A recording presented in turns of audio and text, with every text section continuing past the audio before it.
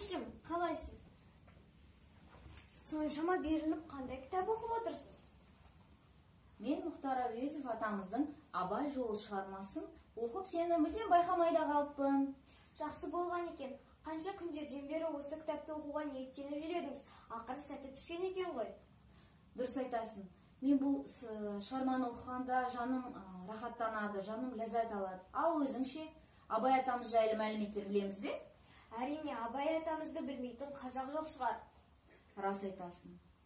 Жүрегімнің түбіне терең бойла, мен бір жұмбақ адаммын, оны да ойла. Соқтықпалы соқпақсыз жерде өстім, мыңмен жалғыз алыстым, кінә қойма. Абай болашақ ұрпаққа, яғни сендерге сөзін осылай арнаған. Бұл өзі өмір сүрген ғасырдан өзіне бейтаныс басқа, бірақ жақын болашаққа сенімді жол салған ақынның өзі еді. Ол жарқын болашаққа апаратын жолды өз халқына талмай көрсетті. Ол жол ғылым, ол жол білім, ол жол өнер мен мәдениет жолы еді. Абайдың даналығы да осында.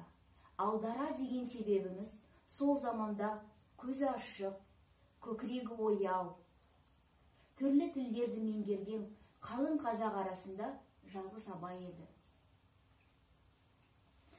Қызым, ал сендер мектепте ұлы Абай атамыздың өмірі мен шығармашылығына байланысты қандай мәліметтер білесіңдер? Әрине, Абай 1854 жылы дүниеге келген.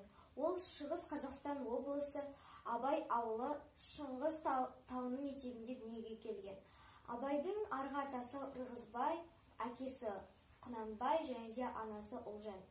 Ол Абай Құнанбаев 1904 жылы дүниеден өткен, және де оның шын аты Ибрахим болған.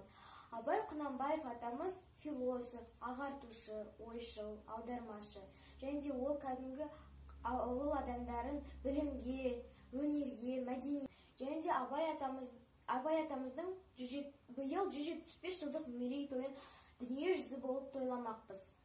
Құдай қаласа ол тойды да тойлармыз. Ал қандай шығармаларын жатқа білесің Абай атамыздың? Әрине, Абай атамыздың шығармалары өте көп. Соның ішіндегі маған қатты ұнайтын шығармасы «Өзгеге көңілім тоярсың» шығармасы. Қандай онда? Өзгеге көңілім тоярсың, өлеңді қайтып қоярсың. Оны айтқанда толғанып, іштегі дертті жоярсың. Сайрада зарла қызыл тіл, қара көңілім оянсын. Жыласын көзден жасақсын, омырауым боялсын. Қара басқан қаңғыған, қасынаданнан нені оға аларсың? Көкірегінде оты бар, құлағынан ойлы ер салсын. Тыңдамаса еш адам, өз жүрегім ауырсын. Әр сөзіне қарасын, іштегі дертің қозғалсын.